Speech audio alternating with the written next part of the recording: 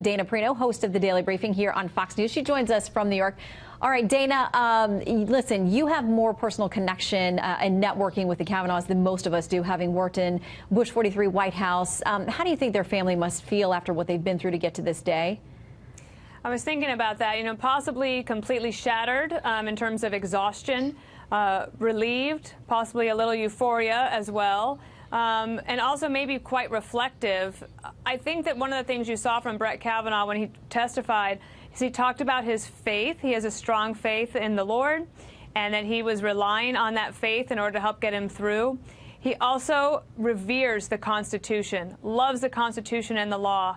And maybe after tonight, I think he's probably already thinking ahead to the cases that will come before the Supreme Court, the major issues that this country has to grapple with when it comes to liberty, when it comes to privacy, all the challenges that the country are facing. I hope that he and his wife and daughters and family can take a moment to celebrate.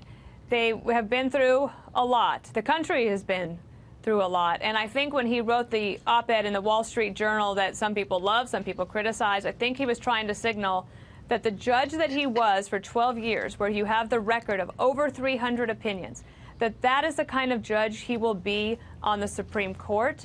So I think, Shannon, that's probably what is on his mind right now, and possibly also a lot of gratitude for the president who first hired him in the Bush 43 White House and put him on the circuit court, but then the president who stuck by him and nominated him and stuck by him, and that is President Trump, who goes now tonight to Kansas for a rally with a significant campaign promise kept, and also just a unified Republican Party, unlike we have seen in possibly 10 years. Dana, I want to ask you on a kind of personal level about Brett Kavanaugh, because you did work with him in the Bush 43 White House. And for those of us who've been following him in public on TV, there really have been three Brett Kavanaughs we've seen. First of all, the legal scholar, immensely comfortable discussing judicial decisions, rulings, precedents in his original Judiciary Committee briefing. Then the interview with our colleague Martha McCallum, where he seemed very constrained, very uncomfortable, understandably so, dealing with the charges, and then the kind of Kavanaugh unplugged that we saw in his second Judiciary Committee testimony, when he was very fiery and really took on the Democrats in a very contentious way.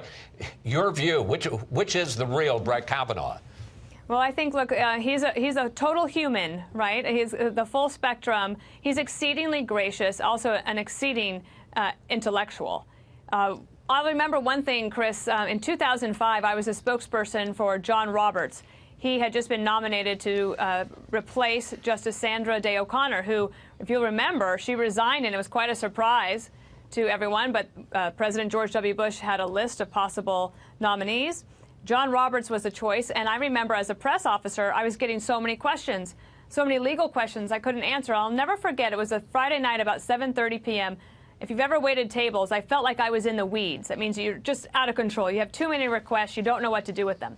About 7:30 at night on a summer evening, and I went downstairs to the staff secretary's office, and he was still there, as usual.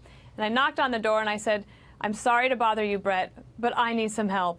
And he sat with me for about an hour and 30 minutes and explained to me all of these different cases I was being asked about, one of them being Roe v. Wade and the right to privacy and that connection there, and explaining how this had happened in the Supreme Court over a long period of time.